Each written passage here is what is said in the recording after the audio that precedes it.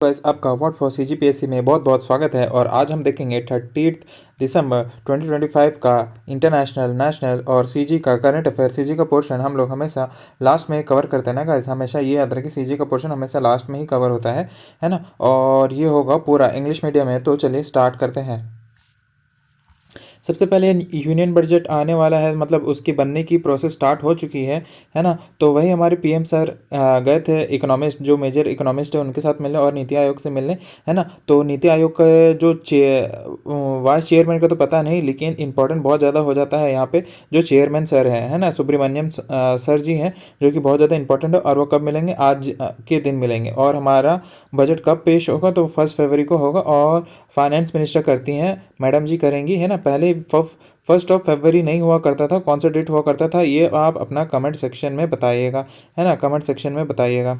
अब static linkage जो इसमें हम डिराइव कर सकते हैं, जो हमें पता ही होना चाहिए। नीति आयोग क्या है? नीति आयोग एक स्टैट्यूटरी बॉडी है ना। स्टैट्यूटरी बॉडी है जो कि एक स्पेशल एक्ट से पारित किया गया, मतलब इसका इस्टेब्लिशमेंट हुआ एक एक्ट के थ्रू, जो कि 2015 में पास हुआ था, है ना, पास हो गया था। लेकिन इसकी फंक्शनिंग स्टार्ट हुई थी 2017 में, है ना। क्योंकि जो लास्ट 5 ईयर प्लान था, जो 12th 5 ईयर प्लान था, वो खुद ही 2012 से लेकर 2017 तक चला था। और 2017 के बाद ही आया था ये हमारा नीति आयोग आया था, है ना। नीति आयोग की फंक्शनिंग यहाँ से स्टार्ट हुई थी। फिर आर्टिकल 112 देखना है। 112 वही एनुअल फाइनेंशियल स्टेटमेंट होता है ना। बजट जो हमारा कॉन्स्टिट्यूशन है, हमारे कॉन्स्टिट्यूशन में बजट एज अ वर्ड कोई मेंशन ही नहीं है। बजट की जगह यहाँ हमारे आर्टिकल 112 ये बोलता है एनुअल फाइनेंशियल स्टेटमेंट के बारे में डिस्कस करता है ना। और वही है बजटरी स्टेप्स क्या होगा, प्री बजटरी स्टेप्स क्या होगा, इंटरिम बजट क्या होता है वो देखना है, इंटरिम बजट कब आता है वो देखिएगा, है ना। और पूरे बजट को स्टैब्लिश होने से पहले कितना पोर्शन ऑफ जो एक्चुअल अमाउंट है उसका कितना परसेंट हमें सैंक्शन किया जाता है, वो सब देख लीजिएगा, है ना। ये सब हमारे ये पॉलिटी का पोर्शन है, पॉलिटी के पोर्शन में कवर होगा ये सब। तो आपका यहाँ पे स्टैटिक प्लस करंट अफेयर भी बहुत अच्छे से तैयार हो जाएगा, है ना। तो चलिए आगे के न्यूज़ में बढ़ते हैं। अब जो हमारा सुप्रीम कोर्ट है वो एग्जामिन करेगा कि अरावली की डेफिनेशन को। देखिए, किसी भी इंस्टीट्यूशन में ना जो प्रेशर बनाने का काम है वो बहुत ज़्यादा इंपॉर्टेंट हो जाता है, क्योंकि अगर आप जब तक भी यहाँ पे क्रिटिकली एग्जामिन नहीं करेंगे किसी भी चीज़ को, है ना, और यहाँ पे उन पे किसी भी रॉन्ग डूइंग पे अगर आप प्रेशर नहीं लगाएंगे तो वो लोग ढंग से फंक्शनिंग काम नहीं करेंगे। अभी देखिए, सुप्रीम कोर्ट ने स्टे लगा दिया है। जो 20 नवंबर को जो ऑर्डर आया था, यूनिफॉर्म डेफिनेशन आ गया था। यूनिफॉर्म डेफिनेशन में, है ना, जो एक्सपर्ट पैनल है ना, ये एम्बिग्विटी को रिजॉल्व करने के लिए एक्सपर्ट प्लानिंग का वो करना है। जैसे कि कुछ गैप दिया था, 100 मीटर्स की एलिवेशन होगी। और ये देखिए, ये जो, और ये 100 मीटर भी कैसे है ना, ये 100 मीटर, ये मान लीजिए माउंटेन है, और इस माउंटेन के ही पास वाले एरिया, यानी कि मेन सी एरिया पे भी नहीं ना। एक्चुअली क्या है, जो भी डिस्टेंस हम लोग जो मेजर करते हैं वो सी लेवल से मेजर करते हैं। सी लेवल से भी कोई भी डिस्टेंस जनरली मेजर की जाती है। बट इस डेफिनेशन में क्या एम्बिग्विटी है कि जो माउंटेन होगा, माउंटेन के ही कुछ एरिया में, मतलब पास वाले एरिया में ही आपको ये 100 मीटर मेजर करना। और 100 मीटर से अगर कुछ ऊपर आ गया, 101 मीटर का हुआ, तो वो डेफिनेशन में आ जाएगा प्रोटेक्टेड एरिया के, फॉरेस्ट प्रोटेक्टेड एरिया के। बट यही मान लीजिए अगर कोई माउंटेन है जो 99 मीटर्स का ही हाइट है, और वो 100 मीटर्स की यहाँ पे बेंचमार्क स्टैब्लिश कर दे, तो यानी कि ये माउंटेन नहीं कहलाएगी अरावली का। और आपको पता है 90%, अराउंड 90% से ज़्यादा माउंटेन यहाँ पे 100 मीटर में तो है ही नहीं। ऐसे में तो पूरा यहाँ पे डिस्ट्रक्शन हो जाएगा। तो ऐसे यूनिफॉर्म डेफिनेशन दे दी गई है ना। अब यहाँ पे देख लीजिए, ये 500 मीटर गैप्स, है ना, क्राइटेरिया स्टैब्लिश करते हैं। जैसे ये दो माउंटेन के बीच में 500 मीटर्स का गैप है। अगर 500 मीटर्स से ज़्यादा का गैप हो गया तो वो माउंटेन वो नहीं कहलाएगी, एक चेन ऑफ सीरीज नहीं कहलाएगी। ऐसा कुछ बहुत ज़्यादा एम्बिगुअस डेफिनेशन और भी क्राइटेरिया ये लोग रख दिए हैं, है ना। तो इसकी वही एग्जामिनेशन देखी जाएगी। अब ये प्रॉमिस क्या गया, no mining permission till further order, है ना। फर्दर ऑर्डर पे आएगा। अभी मैं स्टैटिक जो डेफिनेशन है, जो स्टैटिक पोर्शन है, हम वो देख लेते हैं। अरावली रेंज क्या होता है? ये ओल्डेस्ट फोल्ड माउंटेन रेंज में आता है। और कहाँ का से पास होता है? तो राजस्थान हो गया, हरियाणा हो गया, दिल्ली हो गया, और गुजरात रीजन हो गया। और act as a barrier to Thar desert advances, Thar desert को आगे बढ़ने से ये यहाँ से रोकता है ना। और ये जो अरावली माउंटेन रेंज है गाइस, उसकी एज इंडिया में देखो तो कहाँ पे क्या लोकेशन आती है वो बताइएगा। थार डेजर्ट, अरावली रेंज का ये थार डेजर्ट किस एरिया में पड़ता है गाइस, वो बताएगा कमेंट सेक्शन में बताइएगा ये, है ना, थार डेजर्ट का। और यहाँ पे ग्राउंड वाटर रिचार्ज के लिए भी इंपॉर्टेंट है। बायोडाइवर्सिटी हॉटस्पॉट यहाँ पे है, फिर इकोलॉजिकल सेंसिटिव जोन है, फिर इसके कुछ रिलेटेड लॉज आपको देखने हैं, फॉरेस्ट कंजर्वेशन एक्ट देखना है, फिर इन्वायरमेंट प्रोटेक्शन एक्ट देखना है। बहुत ज़्यादा इंपॉर्टेंट हो जाता है, खासकर अगर आप ऑफिसर्स लेवल की तैयारी कर रहे हैं तो एग्जाम की तैयारी करेंगे तो ये लॉ तो भाई बहुत ज़्यादा इंपॉर्टेंट हो जाता है। अगर आपका फोकस आगे चल के यूपीएससी में भी है तो भी भाई आपको ऐसे होलिस्टिक प्रिपेयर करना पड़ेगा, है ना। अब आगे आते हैं हमारे home minister ji 227 crore for redevelopment of Batadrava Batadrava Than, birth place of Shrimanta Sankar Dev, वो भी असम के हैं ना। अब श्रीमंत शंकर देव जी के बारे में देख रहे थे। शंकर देव जी का क्या है, ये इनका बर्थ डेट है 1449 से लेके 1568 तक, और ये एक भक्ति सेंट रहे हैं। फाउंडर क्या है, इन्हें एक सरना धर्म के इन्होंने स्टैब्लिश किया जो कि न्यू वैश्वनिज्म पे आधारित है। आसाम के एरिया में प्रमोटेड इन्होंने मोनोथिज्म को प्रमोट किया है। फिर 17 इंस्ट्रूमेंट को प्रमोट किया है। बोर गीत है, फिर अंत्यनाथ है, फिर सतरिया डांस है यहाँ का, क्लासिकल जो डांसिंग होता है उसमें। सोशल रिफॉर्म के लिए बहुत ज़्यादा काम किया, जैसे एंटी कास्ट हो गया और सोशल इंक्लूजन हो गया, है ना। ये सब काम किया। और सर जी का ये रहा इमेज, है ना। आगे बढ़ते हैं। अब डिफेंस प्रोक्योरमेंट हो जाता है गाइस, ये साइंस और टेक्नोलॉजी वाले सेक्शन में बहुत ज़्यादा इंपॉर्टेंट हो जाता है। अब ये डिफेंस एक्विजिशन काउंसिल है ना, डिफेंस एक्विजिशन काउंसिल है जिसको हेड किया है हमारे डिफेंस मिनिस्टर ने, राजनाथ सिंह जी ने, जिन्होंने अप्रूव किया है 79,000 करोड़ का डिफेंस प्रोक्योरमेंट। और क्या क्या प्रोक्योर कर लोइटर मोइनेशन ये है ना, लोइटर मोइनेशन ये डिवाइस होती है। अब ये इसका काम क्या होता है गाइस, ये एक ड्रोन है और ड्रोन में बस एक एक्सप्लोसिव अटैच है ना, और ये जाके अपने टारगेट में जाके बस अटैक कर दे और फूट जाएगा, है ना। ये होता है। फिर low level light weight radar हो गया, low level light weight radar हो गया, डिटेक्ट लो फ्लाइंग ड्रोन्स। अगर कोई ये एरिया है और कोई नीचे में फ्लाइंग कर रहा है तो ये रेडार इन लोगों को डिटेक्ट कर लेगा ना, ये भी वैसी ही ड्रोन है। अब यहाँ पे हो गया long range guided rocket for पिनाकिया multi barrel rocket launcher system, ये multi barrel rocket launcher system भी प्रोक्योर करना है। फिर integrated drone detection and interdiction system हो गया, MK2 फॉर आर्मी। अभी स्टार्टिंग पोर्शन अगर हम देख लेते हैं तो डिफेंस एक्विजिशन काउंसिल क्या होता है, डिफेंस एक्विजिशन काउंसिल एक एपेक्स बॉडी है जो मिनिस्ट्री ऑफ डिफेंस के अंदर काम करती है फॉर कैपिटल एक्विजिशन। ये कैपिटल एक्विजिशन हो गए, यहाँ पे ये सब प्रोक्योर किए जा रहे हैं। और make in India in defence sector में प्रोड्यूस करती है। जो पिनाकिया है वो DRDO ने डेवलप किया है, वो multi barrel rocket launcher system है और इंडिजिनियसली डेवलप्ड है ना, ऐसे ही दिखता है मल्टी बैरल यहाँ पे रॉकेट लॉन्चर सिस्टम है। आगे बढ़ते हैं। अब चाइना ताइवान का भाई अभी बहुत ज़्यादा इशू चल रहा है। अभी ये PLA ये पाकिस्तान लिबरेशन आर्मी नहीं है, ये है पीपल्स लिबरेशन आर्मी जो कि चाइना की है ना। दोनों का नाम मिलता है तो से कंफ्यूज नहीं होना। और ये पीपल्स लिबरेशन आर्मी की जो ईस्टर्न थिएटर कमांड है जो कि स्टार्ट की अ मेजर ड्रिल, और ड्रिल का भी क्या नाम है, जस्टिस मिशन है ना, in Taiwan strait middle area using fighters bombers UAVs long range rockets responses to US 11.1 billion arm sales to Taiwan, है ना। बस वही ताइवान को यूएस ने क्या किया, यूएस ने ताइवान को वेपन डील्स दिए, कितने की, 11.1 बिलियन डॉलर्स की। इसलिए ना बस यहाँ पे चाइना का दिमाग भड़क गया यहाँ पे, और वो यहाँ पे ड्रिल स्टैब्लिश कर दिया ताइवान पे।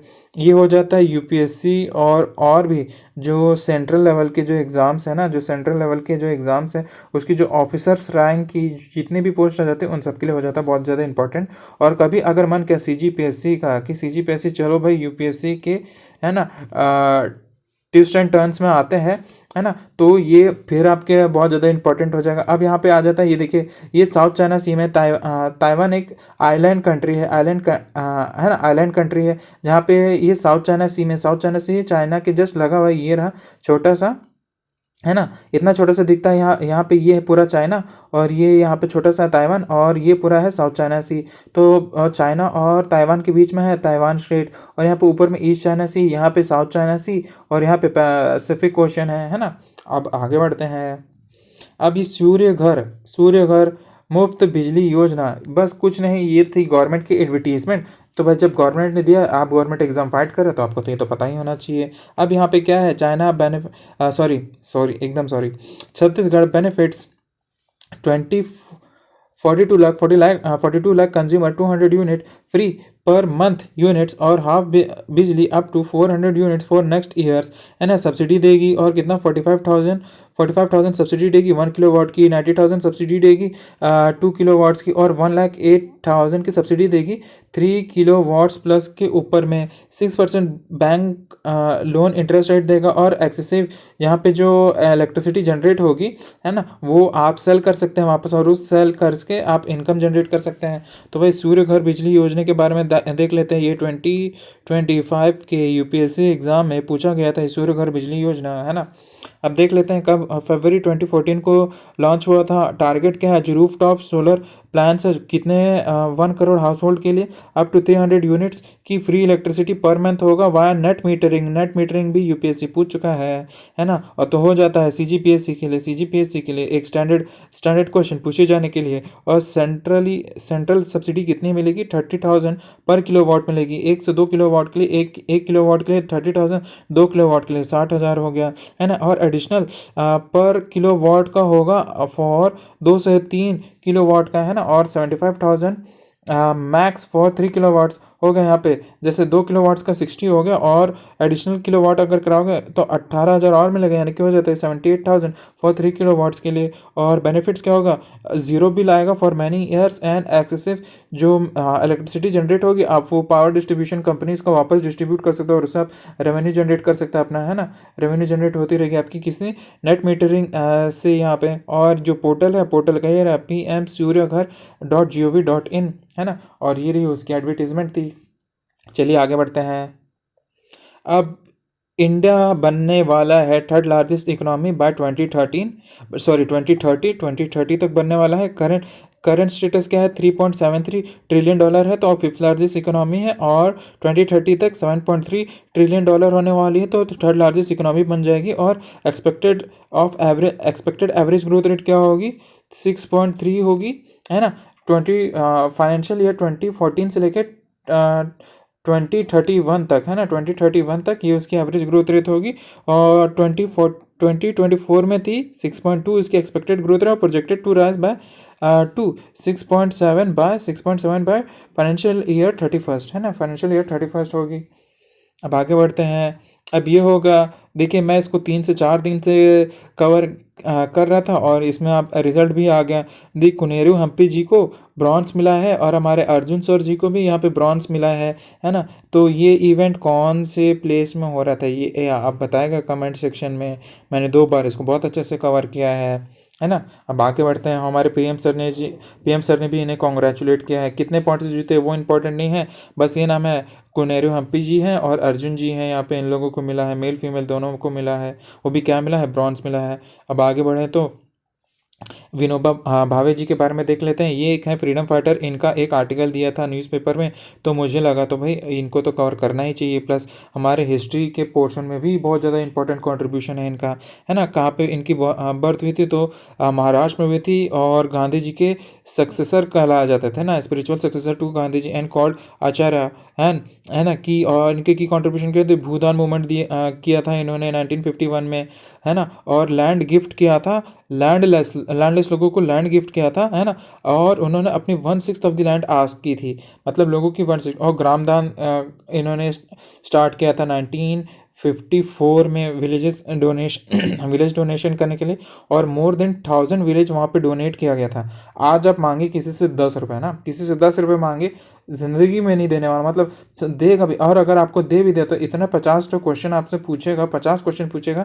यहाँ पे देखिए इतनी ज़्यादा उस समय इन फ्रीडम फाइटर लोगों का ऑरा हुआ करता था कि डू और डाई, खुद अपनी जान तक देने के लिए तैयार हो जाते थे। और यहाँ पे सर जी का ऑरा इतना ज़्यादा था कि उन्होंने मोर देन 1000 विलेजेस की डोनेशन तक उन्हें मिल गई थी। स्टार्टिंग नॉलेज अब इधर स्टार्टिंग लिंकेज देख लेते हैं। फिर सर्वोदय के लीडर हुआ करते थे, सर्वोदय लीडर हुआ करते थे, नॉन वायलेंस एडवोकेट किया था। फिर इन्होंने भागवत गीता को ट्रांसलेट किया था मराठी लैंग्वेज में, गीता ही करके। नए तालीम के इन्होंने प्रोपागेट किया था, खादी का प्रमोटर थे, और वाईकॉम सत्याग्रह में भी इनका बहुत भागीदारी था।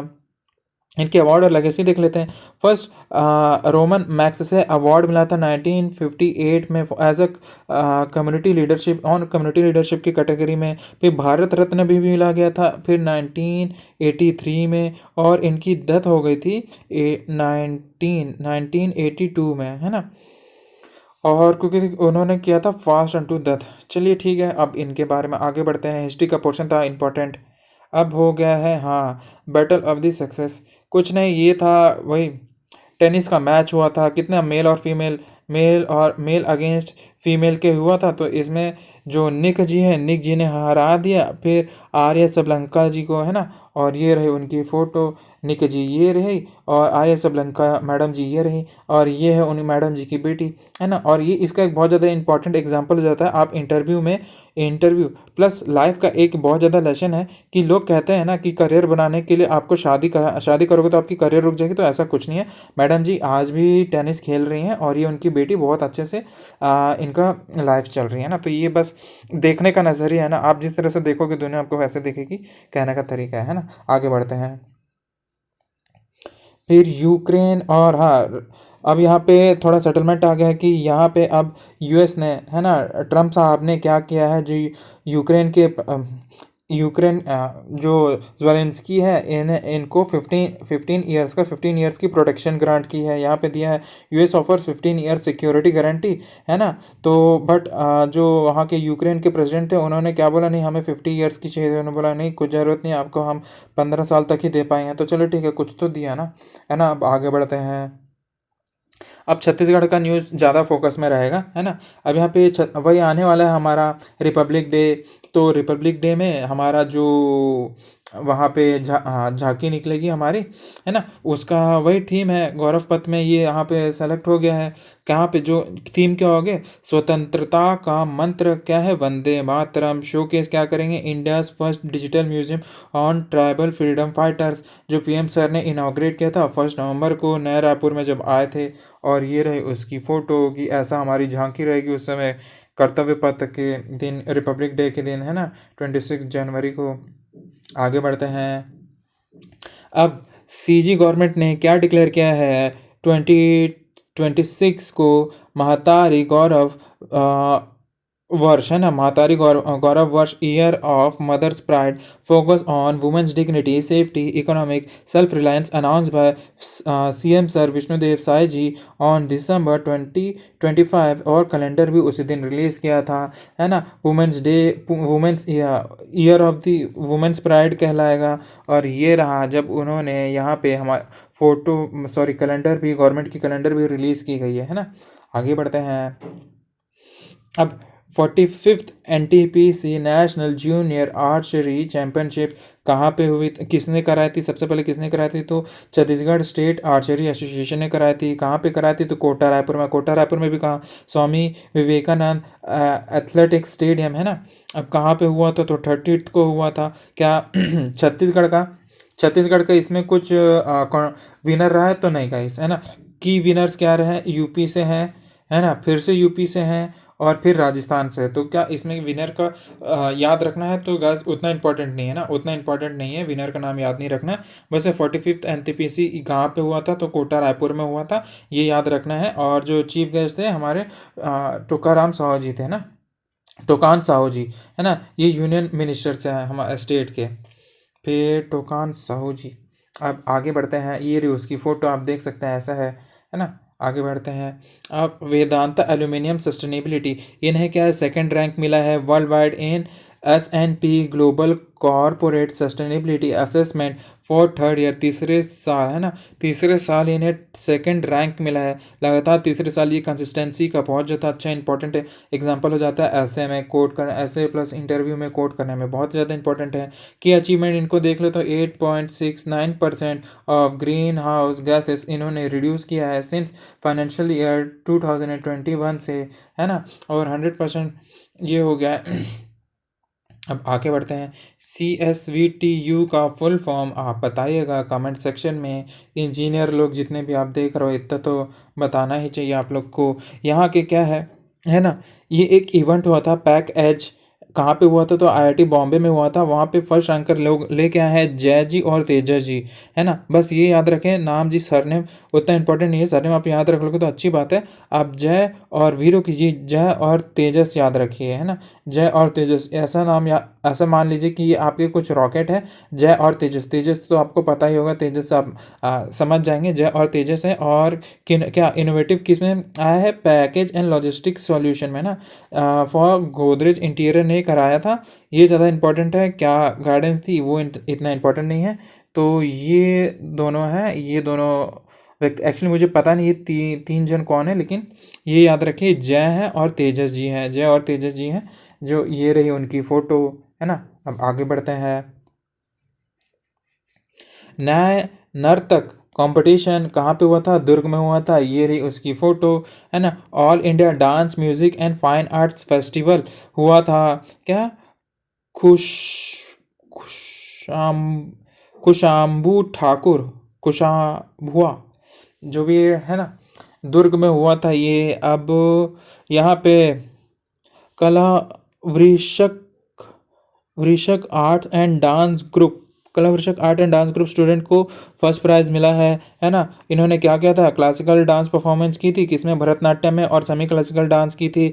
विनर क्या है, विनर का नाम याद रखना नहीं है, इंपॉर्टेंट नहीं है, कोई इंपॉर्टेंट नहीं, आपको बता रहा हूँ विनर्स कितने होंगे ना यहाँ पे, 1 2 3 4 5 6 7 8 9 10 11 12, इतने लोगों को कुछ नाम याद रखना नहीं है। इनकी गुरु हैं, उनके बारे में आप बस जान सकते हैं, श्वेता शर्मा जी है, जिनको ऑनर मिला था फॉर गाइडेंस में, है ना। और जो गेस्ट भी हैं आप ये देख सकते हैं, चौधरी जी हैं, फिर ऋषिकेश जी हैं, है ना। और जिन्होंने स्ट्रेस किया है आर्ट और कल्चर के प्रिजर्वेशन में।